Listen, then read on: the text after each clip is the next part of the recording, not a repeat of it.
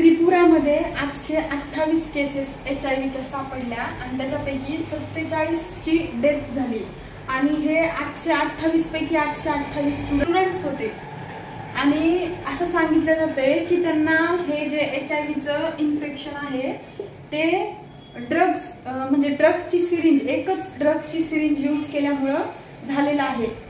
तर बघा म्हणजे की आपल्या यूथमध्ये ड्रग्स घेण्याचं प्रमाण किती वाढत आहे आणि त्याच्यामुळे किती भयंकर आजार होऊ शकतात।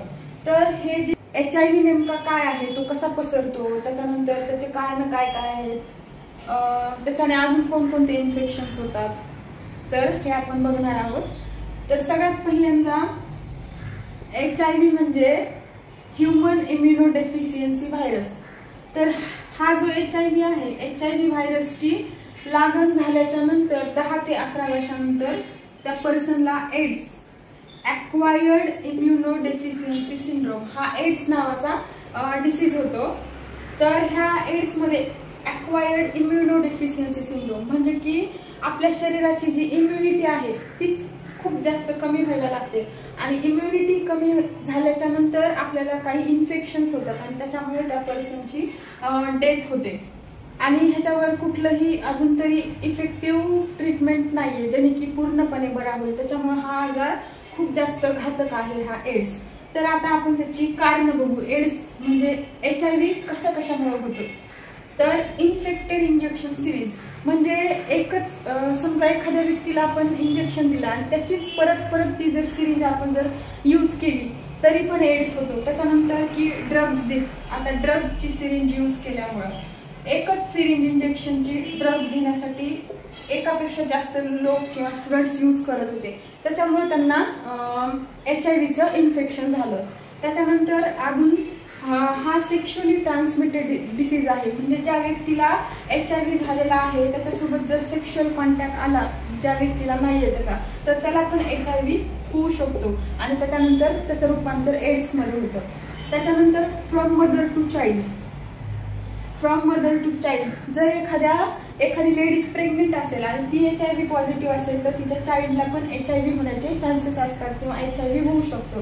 त्याच्यानंतर एखादी फिमेल जर ब्रेस्ट फीडिंग करत असेल, लॅक्टेटिंग मदर असेल तर तिच्या म्हणजे तिच्या त्या लॅक्टेशनच्या थ्रू तिच्या चाइल्डला HIV होऊ शकतो। त्याच्यानंतर ब्लड टू ब्लड ट्रान्सफर म्हणजे की एखाद्या HIV झालेल्या व्यक्तीचं ब्लड जर एखाद्याला ट्रान्सफर केलं तर त्याला पण HIV त्या व्यक्तीला पण HIV होऊ शकतो। तर आता पॅथोफिजिओलॉजी कसा पसरतो, हा HIV आहे तो कसा पसरतो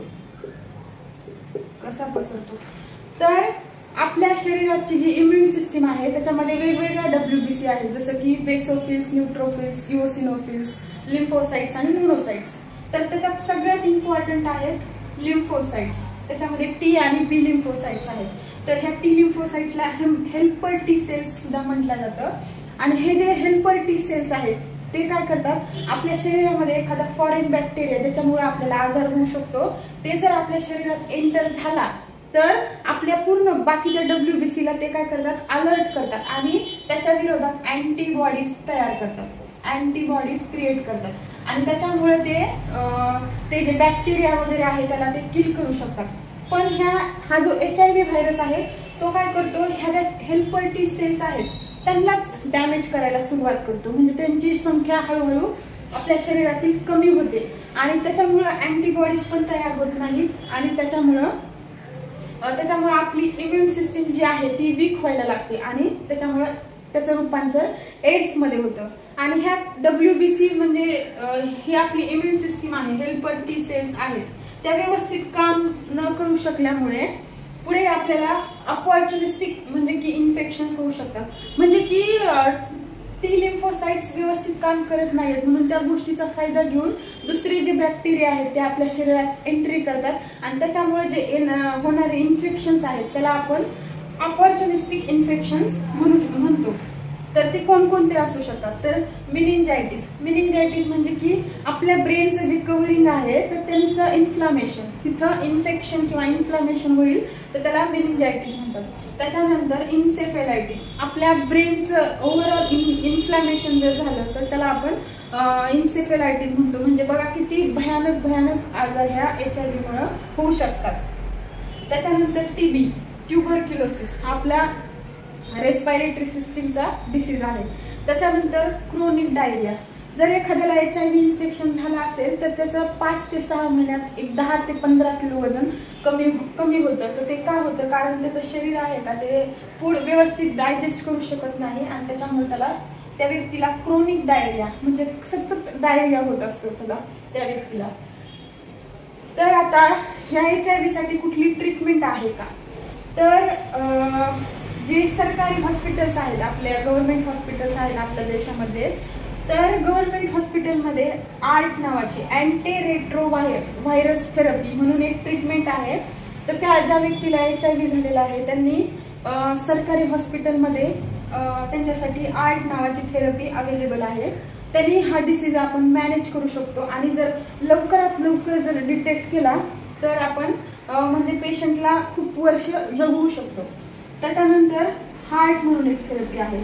तर आता काही पेशंटचा जो HIV आहे व्हायरस आहे तो खूप दिवसापासूनचा असतो, खूप जास्त वर्षापासूनचा असतो. तर त्यांच्यावर ह्या जे ART थेरपी आहे म्हणजे ह्याचे जे ड्रग्स किंवा मेडिसिन्स आहेत त्या व्यवस्थित त्याच्यावर रिस्पॉन्स देत नाही तो ह्या ट्रीटमेंटला, तर त्या व्यक्तीला आपण हायली ऍक्टिव्ह अँटी रेट्रोव्हायरस थेरपी अशी ट्रीटमेंट आपण देऊ शकतो आणि त्याचा डिसीज मॅनेज करू शकतो. तर आता आपण डिटेक्ट कसं करायचं की HIV आहे बाबा एखाद्या व्यक्तीला? तर त्याची डायग्नोसिस तर सिंपल आपण ब्लड टेस्ट करून HIV आहे का नाही ते आपण बघू शकतो. तर आता HIV आपल्याला होऊ नये म्हणून आपण कोणकोणती काळजी घेऊ शकतो? तर एकतर आपण कुठलंही म्हणजे इन्फेक्टेड सिरिंज यूज नाही करायची, मल्टिपल सेक्शुअल पार्टनर्स नसले पाहिजेत आणि सगळ्यात इम्पॉर्टंट प्रिकॉशन म्हणजे की दर 6 महिन्याला जर आपण जर आपण टेस्ट केली HIVची तर आपल्याला लवकर डिटेक्ट होईल किंवा लवकर कळेल आणि आपण एड्स होण्यापासून वाचू शकतो. आणि असं सांगितलं जाते की हे जे 828 स्टुडंट्स आहेत ते फायनान्शियली खूप चांगल्या घरातले आहेत, म्हणजे की खूप जास्त श्रीमंत आहेत. तर हे असे एवढे श्रीमंत असणारे स्टुडंट ड्रग्सकडे का बरं वळाले? तर एक तर आजकाल आई आणि वडील दोघं पण जॉब करतात, त्याच्यामुळे त्या मुलाला कुणीच वेळ नाही देऊ शकत पुरेसा म्हणजे त्याचा एकटेपणा घालवण्यासाठी.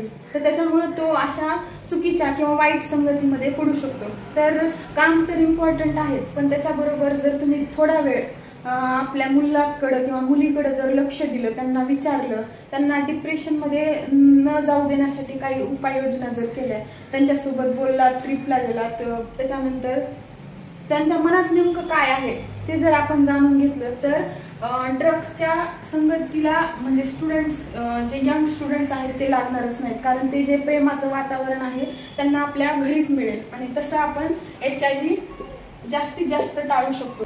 तर तुम्हाला HIV बद्दलची इन्फॉर्मेशन कशी वाटली? त्याच्यानंतर जास्तीत जास्त लोकांपर्यंत HIVची म्हणजे की काळजी घेण्यासाठी किंवा HIV काय आहे ते कळण्यासाठी हा व्हिडिओ जास्तीत जास्त लोकांना शेअर करा. तुम्हाला व्हिडिओ आवडला असेल तर लाईक करा आणि चॅनलला अशाच इन्फॉर्मेटिव्ह व्हिडिओसाठी चॅनलला सबस्क्राईब करा. Thank you so much.